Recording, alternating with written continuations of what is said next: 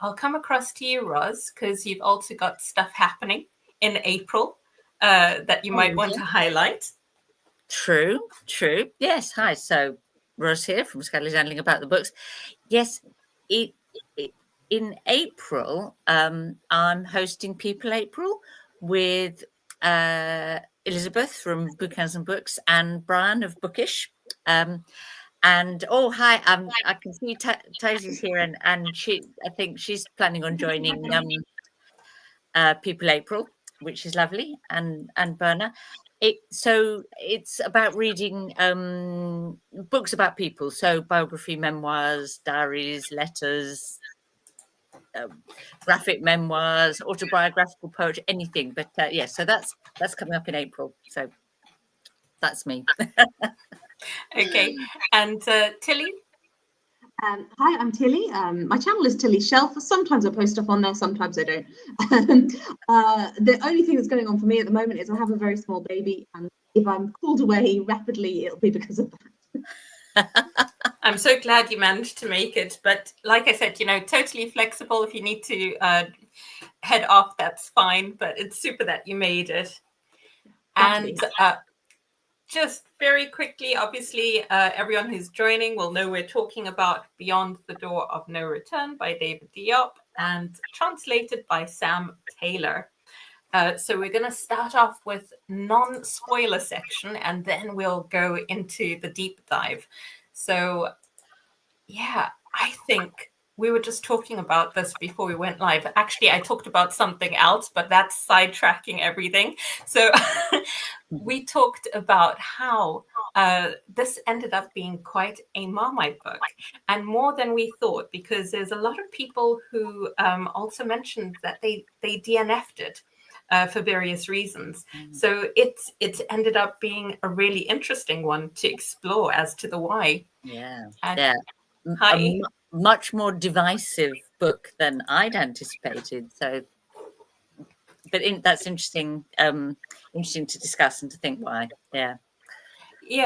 So, do we want to go straight into why we think this might have been divisive, or do you think that goes into the spoiler territory too much? Should we have a look at perhaps the themes first? Yeah, maybe we start with the themes. Okay, but maybe we should start by thinking: Did all three of us like it or not? Obviously, we all finished it. Yeah, that's a good idea. Yeah. So, Ros, do you want to start? Well, I actually read this a year ago, and then I reread it this month, and I enjoyed it even more on a second reading.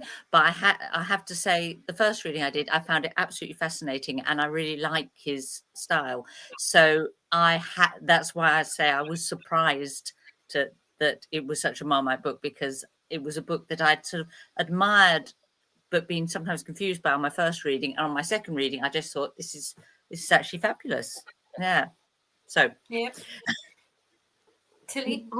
I liked it best probably about 1 to 2 weeks after finishing it. I didn't always massively enjoy the process of reading it. It is definitely complex. There are bits of it that are supposed to make you feel quite uncomfortable.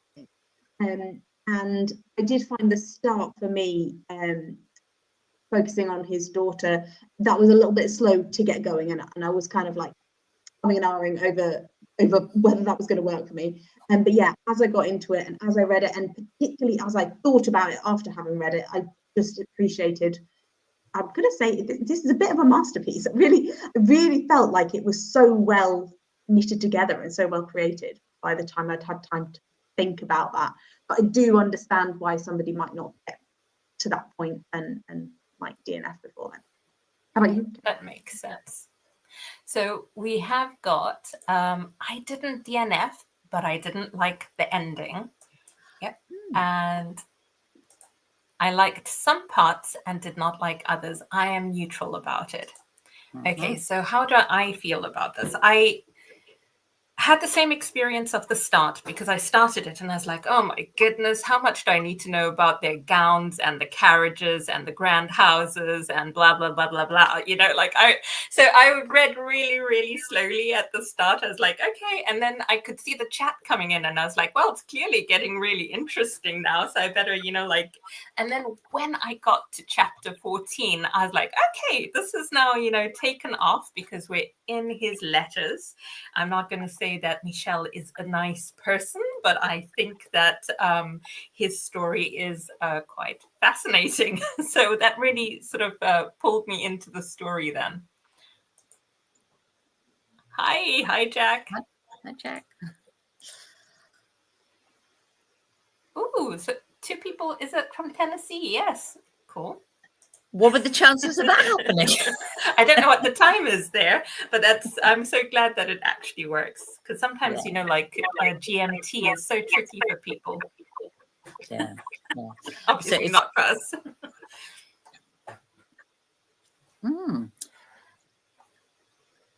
Yeah, so I would say style-wise as well, because Ros, you mentioned liking the style, and Tilly, you also said, you know, like this is stuff, it feels like a masterpiece once you've absorbed it. And style-wise, I was thinking about it because the first book that I read by him is At Night All Blood is Black, which is shorter, sharper.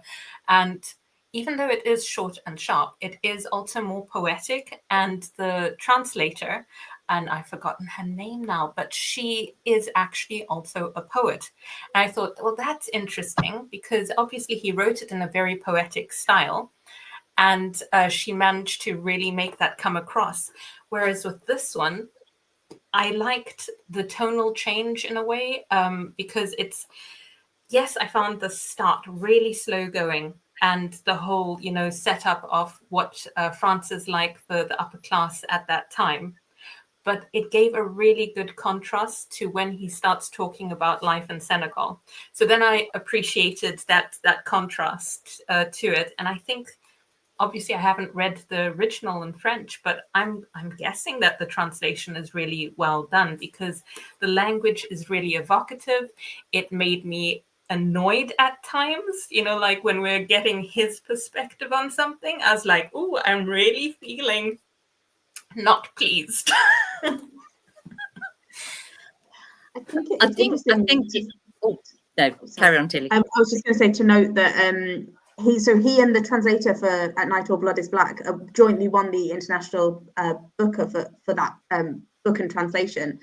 So I was sort of wondering what went on that made this book be with a different translator, and whether he felt that possibly a different translator would capture the strengths and the style of this novel better, or whether that's something that the author has any choice over. I don't actually know enough about that.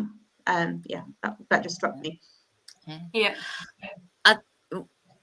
Something that one of the things that we know about him, David Diop, is that he's also an academic as well as writing novels. He's an academic, and his academic area of study is around 18th and 19th century, both like French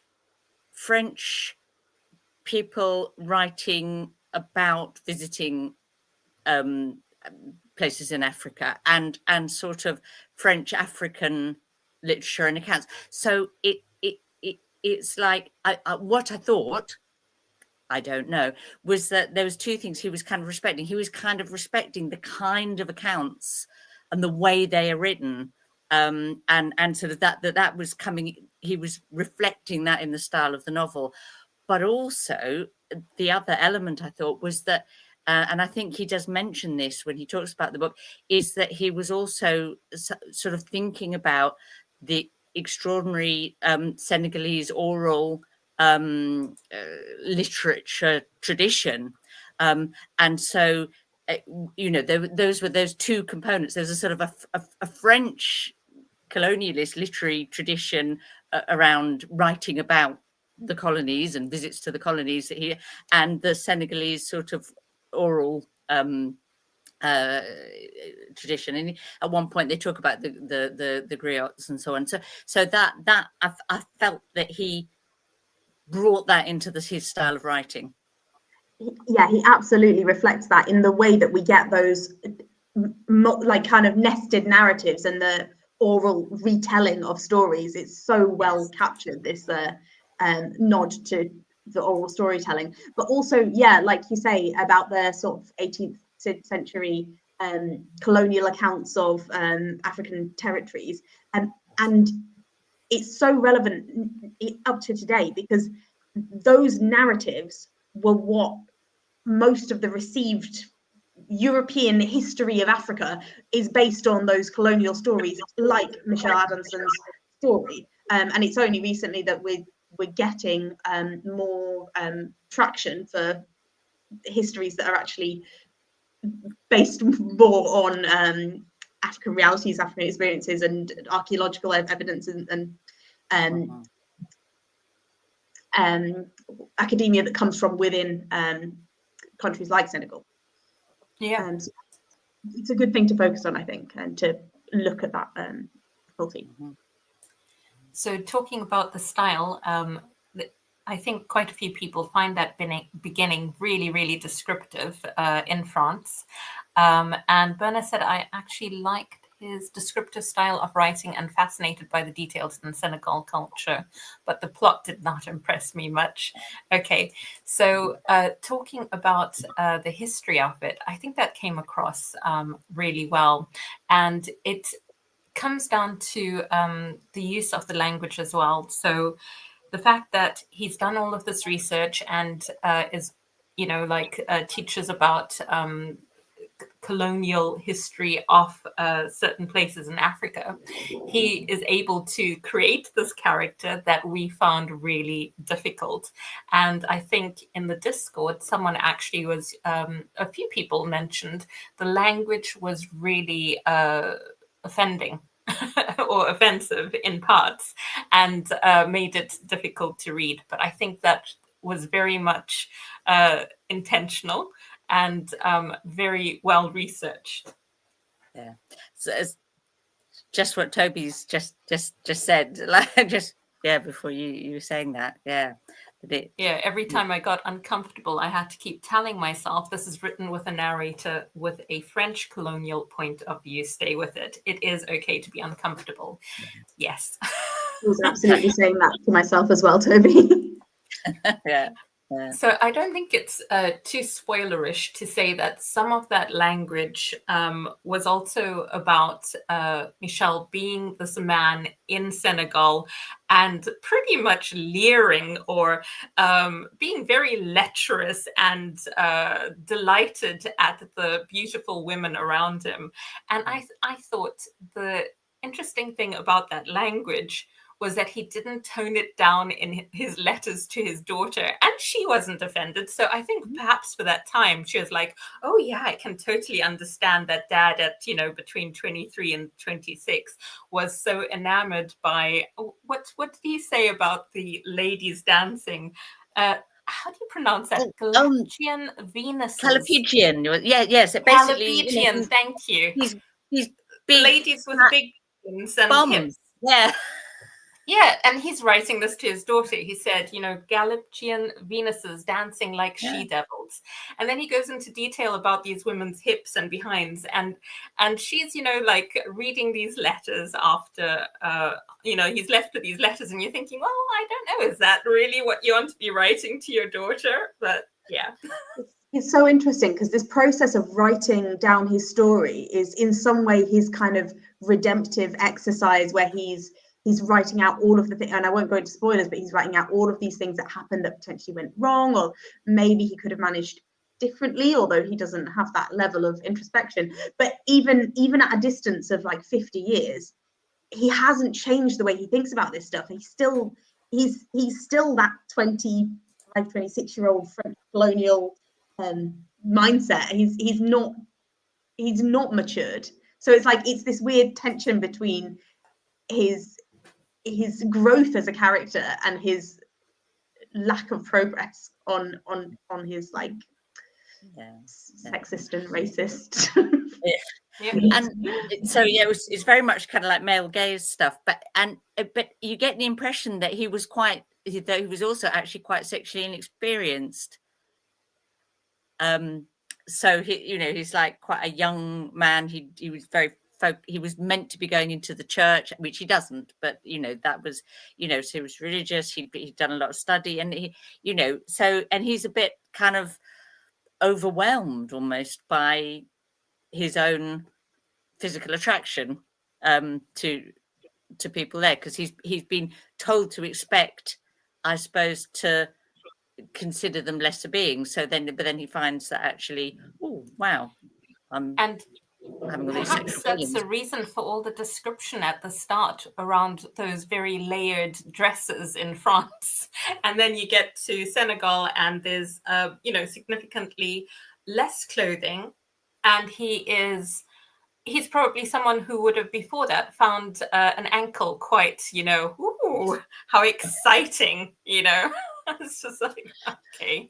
But multiple timelines and perspectives. I think, what you said about him not really changing his perspective over those years is what really got me, because from 23 to 26, you can kind of understand that. And then you'd think that as he's writing, as he's older, that with reflection, he's had, different views. But instead, I felt like it became more romanticized over the years. Yeah. I think he's had decades to justify his actions to himself, and also to kind of to revisit the memories and process them selectively. And he even very openly says, I did highlight the quote, something about how he honestly didn't. Oh, it's also true that Mariam did not.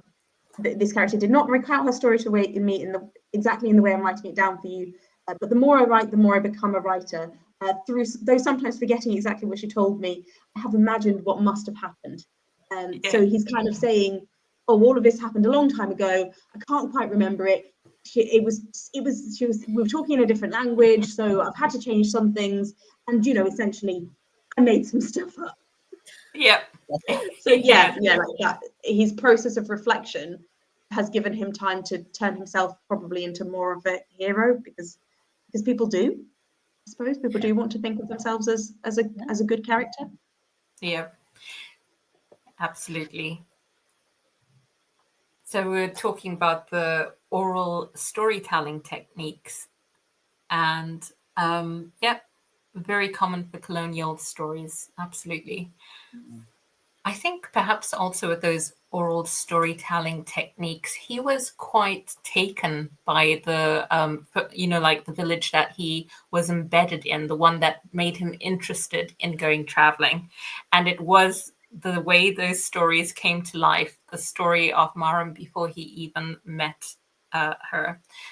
So I think, he was swept away by the tales there. Yeah. I think this might have been, I can't remember which point it was, but thank you. Just a little bit further back. Okay. So different perspectives as well. I was actually really pleased to get some different perspectives at the end of the book, but I was surprised that they didn't come from where I thought they would come from like characters that had been mentioned throughout the story. So you've got the daughter's perspective, you've got his perspective. Who else? But as we get towards the end, we get two characters, and I thought I wasn't expecting them at all. Yeah. Berna says it was what you were saying about the clothing, that he'd been excited by an ankle, and then he finds himself in this place where, he's suddenly seeing a lot more than he's used to. Yeah. Going back to that multiple perspectives thing that you were just saying about the not going back to certain characters, and I was almost really looking forward to getting back to his daughter's point of view and kind of finding out how she emotionally responds to this kind of dumping of a whole huge history of her dad. And we don't really get that, because we get a different character's kind of take, and we see what her actions are, but we don't see exactly how she felt, I suppose. as far as I remember. Now I'm questioning myself. But we do know she was very distressed because this person, Madeleine, wouldn't take his gift and his, you know, his last wishes. This, but I thought, and I thought it was really. A couple of people said they didn't like the end, and in a sense, I didn't altogether like the end, but I could see why he did it. In that, you know, there's a point in the story where he talks about if he could have married Mariam and if he could have brought her back to France, and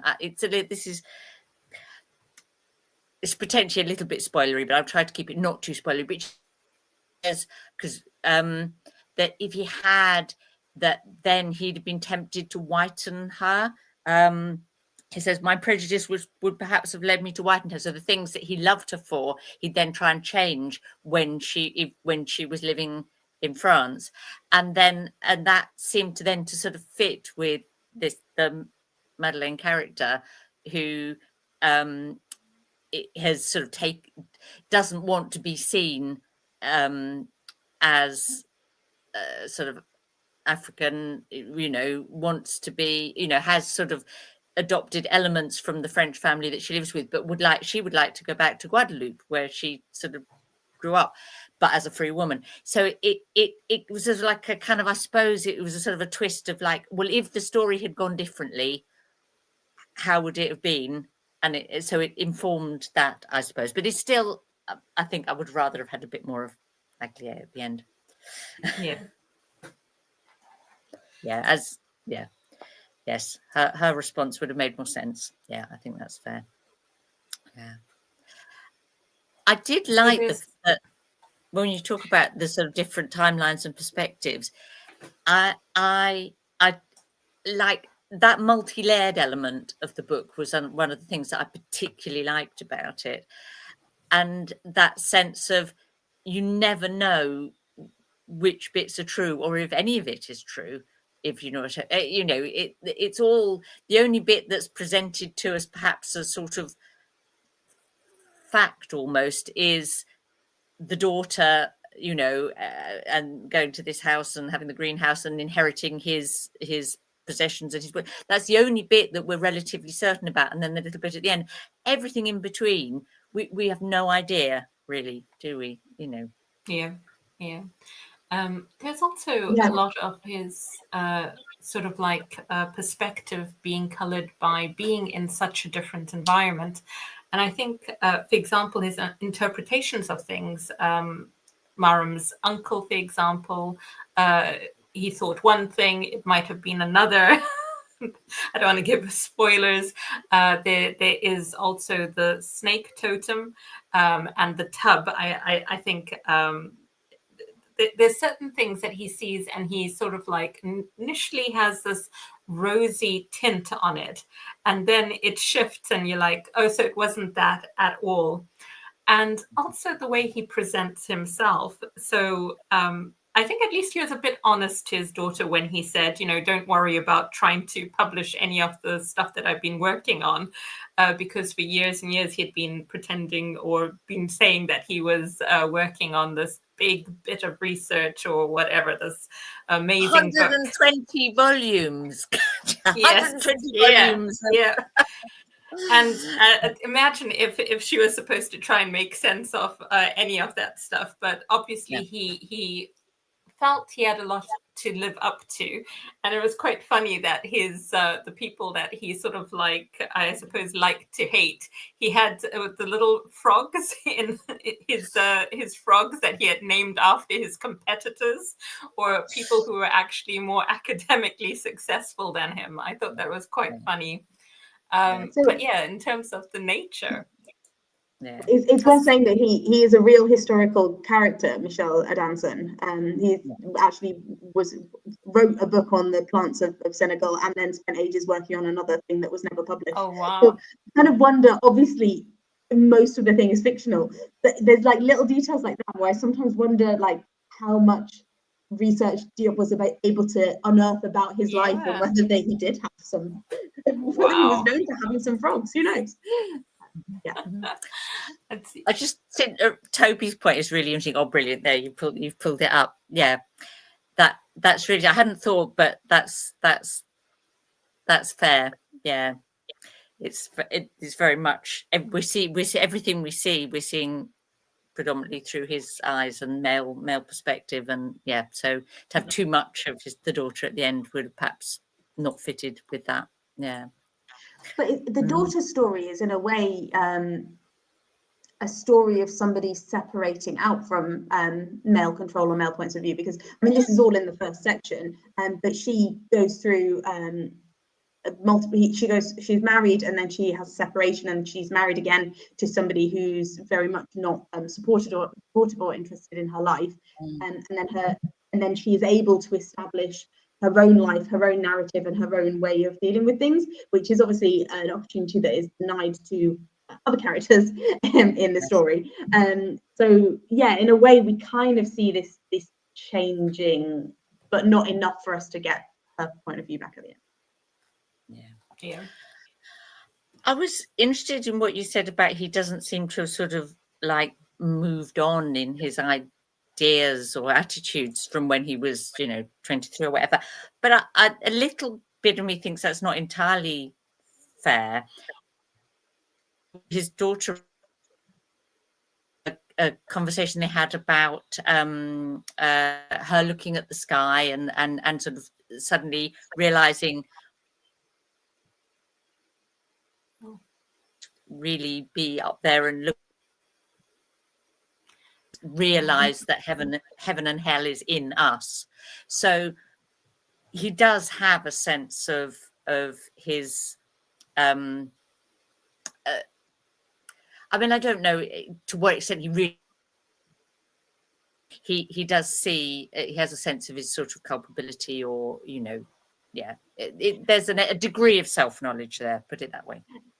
There's also this scene where he that you pointed out actually in the Discord, Katja, where he kneels down and prays to something made of ebony, prays for the ebony trees to forgive the people who have cut them down, and we don't find out until near the end that he's one of those people, not cutting them down, but he's responsible for the destruction of some ebony trees. So we can possibly see that as like a kind of coded way of saying I was praying for my own soul as well, but it's a little bit hidden, but that's the thing about this book, there's so many layers. And I found him interesting in terms of someone who is devoted to nature, but perhaps not in the ways that we, I had a romantic view in some ways of that, at least he's really into all of the nature and stuff. And then you get to this pivotal moment at the end and you're like, oh my goodness, and there's but he's typical of that Enlightenment era attitude to nature. Count it, categorize it, and control it. It's stab all your butterflies. It's authentic. Authentic for the period. I like that statement of stab all the butterflies, because when he describes the difference between Maram and her love of nature and how she integrates into it and she's a part of it and it's all holistic, and then he says Maram and I were equally sensitive to the mysteries of nature, she to conciliate them, I to penetrate them. And you're like, so there's the language there immediately also feels, like hers was like nice and gentle and his was really not gentle, penetrate them. And then, when you talk about that, sort of you sort of like taxidermy stuff and you stab it and pin it and all of that. So but it's also definitely, well, to me, I definitely saw that as also a kind of like a sexual way of phrasing things. He's putting the two characters together. But I think I mentioned this in the Discord, but I have always had like quite a high regard for these like Enlightenment science characters that they've helped us to understand the world, and then when you kind of see what that might have meant in practice, it becomes a little bit darker and a little bit more complex, particularly in the setting of the colonial realities of the time and the way that he goes out of his way to say, oh, I'm nothing to do with the concession people that are dealing slaves, that's nothing to do with me, I'm different.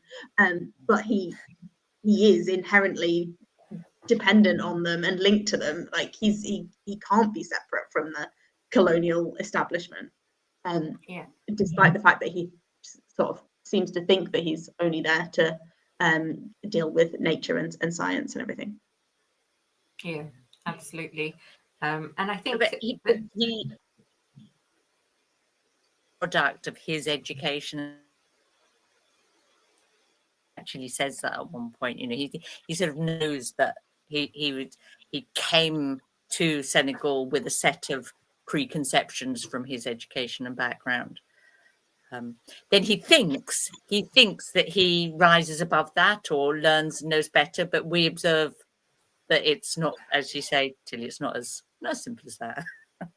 Yeah, and I guess he's in an interesting position compared to other French people in Senegal, in that most of them appear to stay within the establishment. They work with each other, they keep their French wigs on and keep their French dinner rituals. And he, because of the nature of his science, he has to go out of that world, and he has to learn Wolof, spend time in villages, travel around, meet people. So he does get kind of like to be different, and he does get that different perspective and that appreciation for the culture that he's living in. And he talks about how, well, they never learned Wolof, so they never understood the amazingness of how wonderful all of this is. So he reaches another level, but he just can't quite unpick his own education and biases. Yep. Yeah. He actually says at one point, that he'd become African in all his tastes, and delusion about that, I suppose. But and then we do get to see. I'm just thinking, are we straying into spoilers a little bit? Because I think we've mentioned a few things that happen later on. So we're already halfway into the discussion because it's an hour, so we might as well start. We'll just let everyone know that we're going to head into some spoiler territory now. And if you haven't finished the book, then of course you can head off. But if you'd like to go into spoilers on the comments as well, you are free to now. Yeah, I was just going to refer to the dramatic scene at the end where he rushes in to speak to one of his fellow Frenchmen, but he hasn't done all of those things of putting his wig on and introducing himself in the right way and being really formal. And because he's become so used to living with locals, if not as a local, but living in that style, that he seems to have forgotten how important those structures are to French society. So yeah, that was quite interesting.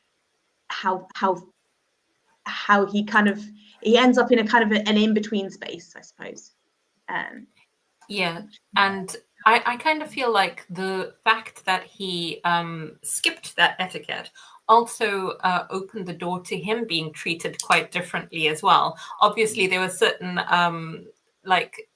what he expressed also caused them to not agree. But I think that was an element. I want to go into spoilers, but I don't want to spoil that particular section. So let's see. We've got. I thought the romance was one-sided. I didn't feel like she showed any romantic interest. Yeah. I think we're kind of supposed to. That's a good lead. Yeah, I think that's a really good lead into talking about the relationship with Maram, and I think probably all of us think his idea of what that relationship was and what was happening was not how she. Yeah, he was putting on to her how he was feeling. Yeah, absolutely. I would agree with that, and I feel like it would have been more explicit in terms of, you know, like she would have been more clear that she found him of, you know, romantic interest. But all she really did was perhaps because she took him into some confidence, you know, and told him her life story. And that added to her appeal as well, because not only was she this beautiful woman, but she had this really tragic backstory, which, you know, made her even more appealing to him, and she of course healed him. So, you know, layer upon layer of amazingness. So of course he would want her to like him back. I think it feeds into what you were saying earlier on about him potentially being, you know, really quite young and naive, and he wakes up and he meets her for the first time. She's somebody that he's been thinking about and daydreaming about ever since he heard the first story about her, and he immediately starts sort of projecting that bond between them that's entirely in his mind, and you feel that it's part of his immaturity and his sort of lack of understanding of how romance works. And like he's known her awake for a couple of hours when it says like, oh, I was almost ready to declare my more than tenderness for her, and she's just like, oh, I couldn't, because then she kept telling me this story. Like this kind of sudden rush of believing in love at first sight, and like you say, a bit and I think also there was you know, like all of that layer upon layer of this romanticism, and then also she had a deeper understanding of all of the nature around them than he did. And that was, you know, like that's even more, you know, let's have a look. I agree, especially great romance he felt unrealistic. I sometimes rolled my eyes while reading it. Yes, yeah.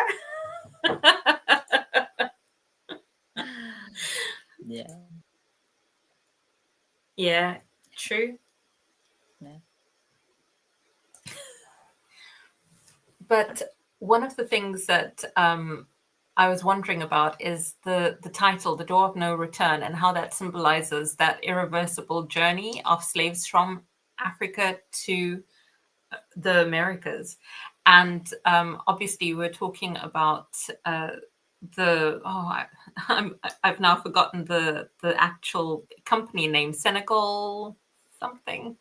Well, it's not the council, but there is this commission, and you know, like we're talking about how he doesn't wear his wig and everything, and he approaches them, and then sort of things go downhill at that point.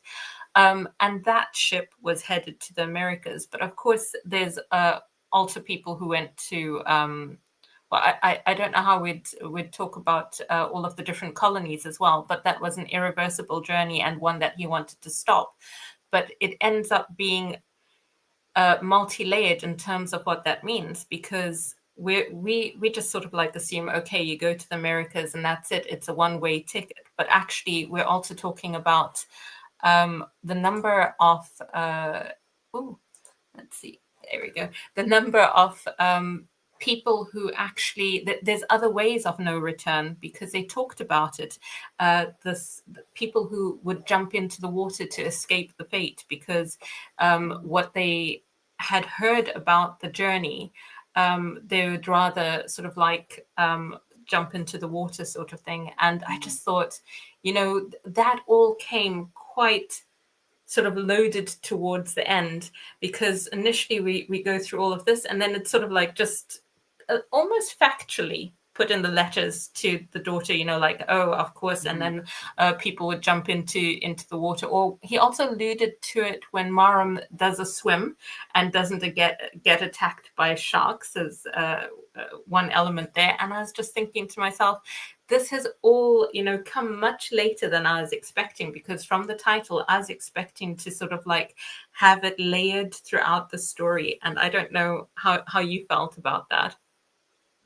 We definitely see like references as he's walking through like the country. We see references to him saying, "Oh, these were areas that were affected by the slave trade," or he talks to those kids, and the kids that you mentioned later on, and he says, or who knows, maybe these kids will like white people because they met me, or maybe they'll become slaves, and we find out things about that later on. So we get these kind of hints, but yeah, the detail of it really, like you say, comes loaded towards the end, and like you, I expected it to be maybe more spread through the story. Yeah, I was going to say something else about the title, but Ros, if you wanted to talk about that. No, carry on, and then I'll. So you alluded to people jumping into the sea to avoid the journey, and I think the title is also referring to like the door of no return of death. And I think there's a couple of mentions in the story to this the myth of Orpheus and Eurydice. I think he mentions that once or twice, and obviously this is the myth where Orpheus falls in love with Eurydice. Eurydice dies and is taken to Hades, and Orpheus goes to get her back. But he's just not quite good enough, and he looks back at the wrong moment, and that means that she dies. And we see that that's Maram's story slightly changed, because obviously he goes to get her back, but he's not in love with her at that point, but he does ultimately end up causing her fate. So in a sense, she went through the door of no return the moment her uncle sort of took her out of the village. And she's been in a sense in sort of purgatory or in Hades for this time period that we don't know. Like, she's been through all of these different experiences in that time, and that was one thing that struck me. Sorry, I'm not explaining myself very clearly. No, I really like that. I like that that thought, because I hadn't. I was like, okay, so we're going really deep into all of this mythology, but I hadn't, thought in detail about it. So I really like that idea. I'm going to move to a different room to see if I can have slightly better signal. So okay. I'm just going to be in motion, but that's okay. Don't. I won't detach, I hope. No worries. There was actually something, and I should have written it down because now I can't remember, but we were talking about, when we were talking, was it about, yes, the interpretation, like you said, there was a certain hints about slavery when he meets different villagers, and he has these thoughts, for example, oh, perhaps they'll like me, and then he thinks very fleetingly perhaps about slavery. One thing that struck me is perhaps it was also backloaded, because we find out that although he's talked about his love of Senegal, the people, Maram, he actually came back to France, and he was a huge supporter. That's a big spoiler. Huge supporter of slavery. And so I thought, no wonder that's sort of like been backloaded. Obviously, it wouldn't be a surprise to her, but it's a surprise to us as the reader that when he purports all of this. And I thought that also ties in with him being, yes, we said he's an unreliable narrator, but he's also this person of contrast. He says one thing and then he does another, and you're like, what? It really throws you for a loop. I think it's quite clever how he did that, and kind of, I think I mentioned this in the chat, but he's a character that you feel uncomfortable about his behaviors and his actions, but if you think about it too much, you start to think how similar he is to anybody else, and like how uncomfortable you can be with your own morals and choices, because I would always say that I support like fair trade, for instance. I couldn't say for sure that the last bananas I bought were fair trade, for instance, for example. Or like I would say I don't support child labour, but I don't always know for sure who's making my clothes. And it's maybe not as brazen as coming as supporting Maram and then coming back and writing in favour of slavery. But there's definitely sort of these ethical ambiguities that we all kind of, in a global system, we all kind of maybe ignore or don't think enough about the impacts of our actions. And at that time, when he was writing in favour of slavery, he was thinking about his own career advances rather than thinking about sort of the ripple effect, and maybe thinking that what he wrote wouldn't matter that much or wouldn't make so much of a difference. But I don't know whether I like that contrast, but one of the things that I always think about, because I also beat myself up about that, I think I told everyone that I had a Shein account very, very briefly because I like fountain pens. This is a genuine one, but there was a whole bunch of like dupes or tributes to real brands made by Shein called Jinhao, and you can get them really cheap. So I signed up for a Shein account and I bought like 10 of them, which I can't see the case right now. But I love these pens, but I did it. I don't support Shein, but I bought from them. But I think I like to tell myself that actually it's different from me actually like physically going into a huge multi-million-dollar deal, which I don't have obviously, with Shein as a sort of like partner. Or for example, going, hi Shein, I am this whiz kid at marketing and I want to really, partner with you, and very actively sort of like going with that. Because what he ended up doing was like being this marketing machine. Hi, I was in Senegal, and I think slavery is the bee's knees. And I was like, oh, this guy. But I think YouTubers, for instance, who like not necessarily in BookTube, but elsewhere on YouTube, who would promote or accept sponsorship from companies that they don't necessarily fully agree with, but they'll hit on their channel and say that they do. So it's that kind of tension, I suppose.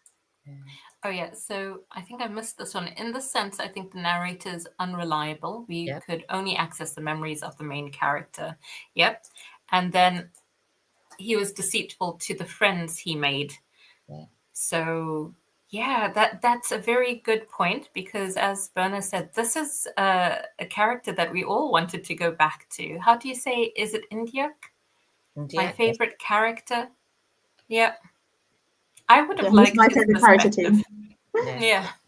Because he's also a character that you maybe have some hope for, because you can see that potentially he might have gone on to do things differently or do things better, but we don't know because we don't go back. But and I remember someone in the Discord chat said, oh, well, I didn't want to hear, Michelle Adamson's story. I wanted to hear Ndiak's story. And I thought to myself, but the author, Diop, he's made that decision. He's chosen to show us Anason's story for a reason. And because, like, in a way, to write Ndiak's story would have been is a more like straightforward, less morally ambiguous, less complex story, and would have been easier to read. It was much more, for me, it was really challenging reading Adamson's story, because I felt like what Diop was saying to me was, here's this man who thinks he's different, thinks that because he's learned well off and he's, that he, taught that somehow he's morally better than and more enlightened and more aware, and and of course, I go around in my life thinking, oh yeah, I'm a liberal, right-thinking person. I'm, I'm anti-racist. I'm this, I'm that, and it was. I felt like in choosing to write or what from the perspective through the head, and the voice of this white colonialist character, he was like asking me to sort of question myself.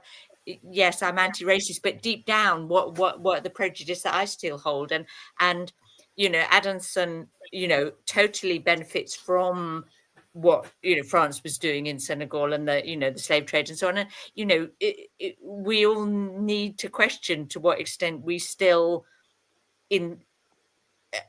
benefit from the slave trade if we're a white European. And I'm very aware that Diop is living in France. He grew up, he was born in France, but grew up in Senegal, then came to France to study. He knows that his book is going to be published in France. It's going to be read initially by European readers. He's not writing for an audience in Senegal. I mean, people in Senegal might read it, but he's writing to us, not to them. So that's why it felt like I had a sense of why he'd made those choices, and telling us Ndiak's story was not the point, Yeah, in a sense, it's it's a very good piece of historical fiction. It's a very well chosen setting and plot, and because it tells us something about our own era, and our own era is in the last couple of years we've had we continue to have the need for Black Lives Matter protesting, and we continue to have the constant need to process and work on unconscious biases and things that the awareness of that has kind of changed a lot in the 2020s. So going from this like modern era where we're suddenly starting to unpick some of this stuff successfully or unsuccessfully, who knows, choosing to go back so far in time, he's able to, sorry, again, I feel like my sentence is going the wrong way, but yeah, he's able to make that setting so closely reflect things that we need to be thinking about and talking about now. Yeah. So it's got real contemporary relevance, the story, the phrase, which some of the best historical fiction does. But he doesn't do it like sometimes people try and make their historical fiction have contemporary relevance by transposing onto their historical characters, so 21st century views and 21st century sort of opinions. And why I thought it was such a clever book is because he doesn't do that. He uses a sort of genuinely 18th century feeling character, nevertheless, to address some contemporary issues. Yeah. And I think that's also all that we've sort of like mentioned in the last 5 minutes ties into what Toby said about wanting a redemption story. But that was probably exactly why it wasn't a redemption story, to be that thought-provoking, to make us, like uncomfortable. And I also was thinking about the daughter's, like distress when she follows the dad's wishes and she goes off with, was it the gold coin and the glass beads to go see a woman who looks like Maram, or in his mind. Because I think at some point he said he's sort of, sorry, I'm letting my dog in. There we go. He sort of implies that he's not 100% sure that he really remembers what Maram looks like. But when he saw that portrait, he felt that this is a connection and everything. And it's, yeah. So when Madeline refuses those items, I was actually, like quite glad. I know that I didn't want the daughter to be upset by her refusing that.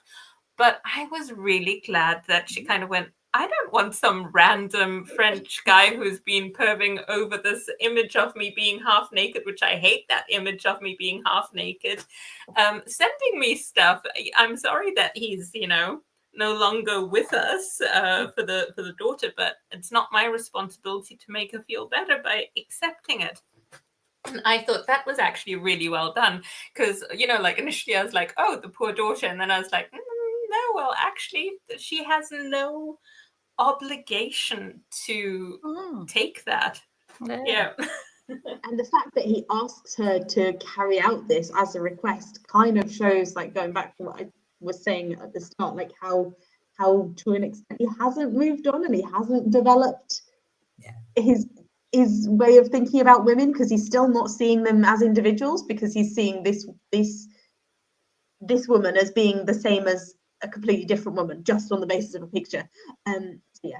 That kind of limitation to his character is there. But yeah, it's interesting that Madeline is able to refuse, and it does show, same with the Goliath story, a little bit of independence and a little bit of change away from just the male narrative, obviously with a long way to go. So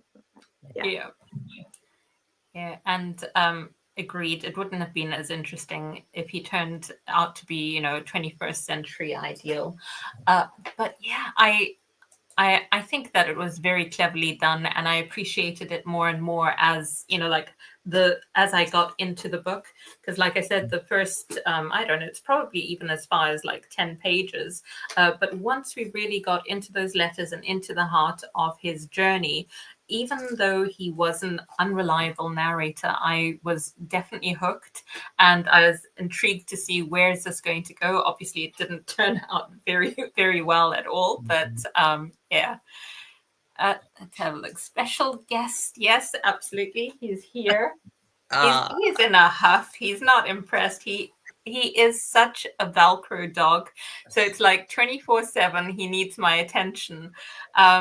We do multiple walks. He beeps his toys at me when he gets frustrated, but I've hidden them because we're live. So he's got no recourse to beep any toys at me. So he's really not pleased. Oh, poor puppet. Oh, yeah.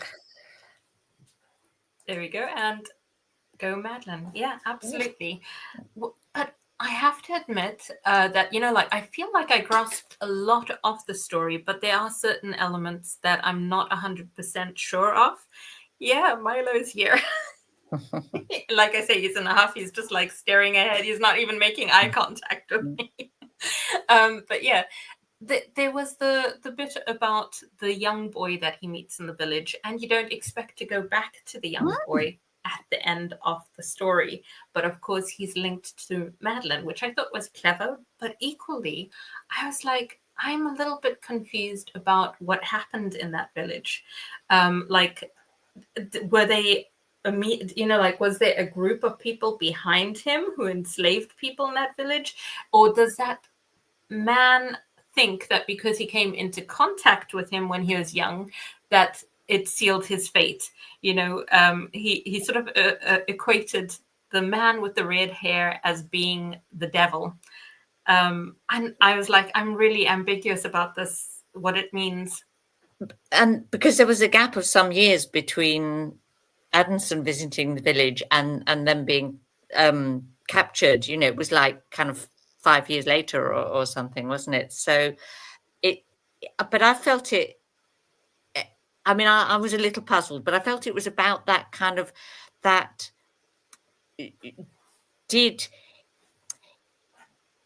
Does someone?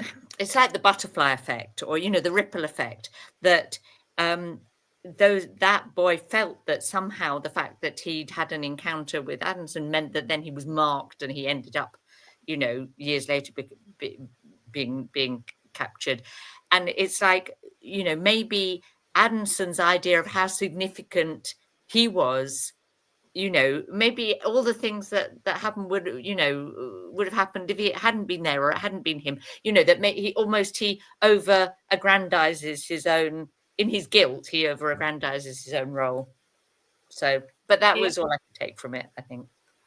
Yeah. And so that was one thought I had, but I was also wondering, is it something that happened because when Adamson got back to France, he was such a proponent of the slave trade, and they like went through all those villages again? Probably not, but I was just like, I don't think they needed that push to do it. To do it. Yeah. His special route. So I like we said, Intiak was like such a brilliant character, and I felt really sad about the horses. Like they were sort of like side characters for a while, and I like how he named his horse, and he was saying to Adamson, "This is not a good idea not to name your horse at all. It doesn't bode well," sort of thing. I quite liked that. But then Intiak regrets having named his horse after his mother. That's true. Yeah. That's true. It was one of those touching moments. And I did think, like, we're invited to that. Adamson doesn't really understand Intiak. He doesn't really understand Maram. He doesn't really understand. I've forgotten the warrior with the grey hair. I've forgotten his name, but all of those people, he's observing them, and we get told little bits about them, but I quite enjoyed the fact that we had to try and puzzle out what was really going on in their lives and their thinking and their decisions and their emotions. So that was like another of the layers for me, I suppose. Yeah, and it's so clear that he has so little awareness of how although he's learned Wolof and he's lived among them and observed all these plants and stuff, he has so little awareness of how the culture actually works and how the hierarchies and the diplomacies between the different areas are actually working. So we have to then try and kind of, like you say, see how these pieces fit together and why those characters act the way that they do. He thinks that he kind of knows it all, but he really doesn't. No. Yeah. I thought I'd written down that character's name, but clearly I haven't. I'm looking through my notes. It doesn't matter. The side character. I'm like, surely I've got it Yeah. there. But I do have some other notes. I think one of the things that we talked about in Discord as well was about, although this is to an extent visceral and there's a lot of things that happen towards the end, it is, like comparing it to At Night All Blood is Black, it's a very different sort of depiction of the violence. It does feel definitely more in the background, with the slavery being sort of like woven throughout, even though I'm saying it came more towards the end. You're absolutely right, Tilly. It was sort of like hinted at in between. But yeah, I think also the fact that he is a bit of a peeping Tom, I've mentioned throughout the book as well, because I keep going, writing about spying on woman to his daughter, and then I've got the Venuses and everything is just like, I'll put this away now. Yeah. But yeah, so let's see. To be fair, Michelle did not really understand his wife or daughter either. Yeah, and I kind of felt like he used Marum as an excuse. I don't know if that's just my interpretation, but the fact that he sort of like went, yeah, okay, you want a divorce, that's fine, because I'm not really capable of, being a family man. And then he sort of attributes that to his heart being left in Senegal. And I was like, when I read through the story, I was like, that's so unlikely that is the reason. Yeah, it's very weak reasoning, given that he met and married his wife after getting back from Senegal.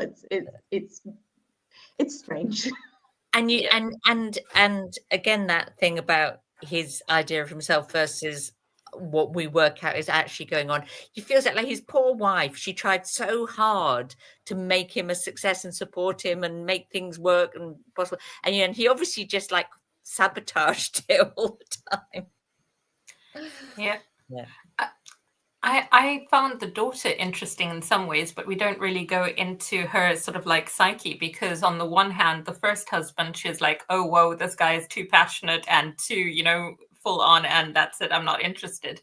And then the second one, he was passionate towards all the other women, but not really her, but she has the two sons. And then her fascination with the architect. So I was like, she's an interesting character, that's for sure. But we don't really get much into the detail of it. It's just like all sort of like told to us and, like surface level. Yeah. But I quite like a book where you feel like you're seeing one bit of the story, but there's other stories going on around that you could have had a book about, but that's not the one you got. It's in a way that suggests that you're hinting at quite rounded characters, and I think that again, that's another skill. Yeah, true. I'm conscious of the time. Yeah, I bet you are, Katja. Well, I've got someone reminding me. He's just looking absolutely pathetic. I'll try and share this like cuteness overload. I don't know if you'll see him. Can we see him? Oh, yes. Probably. Oh, he's desperate for your attention. And I have somebody who's wanting my attention as well. I thought you might, Tilly. You've done really well to get a whole hour. Yeah. All thanks to my husband, who's been in charge of the situation. Thanks so much, Tilly. It's been great having your perspective. I really enjoyed that bit about various bits. Okay, so we will go off. Thanks, everyone. Oh, yeah, Milo's got so soulful eyes. Yes, absolutely. That's the problem. Gets away with everything. Okay, bye. Bye. Oh, that was good.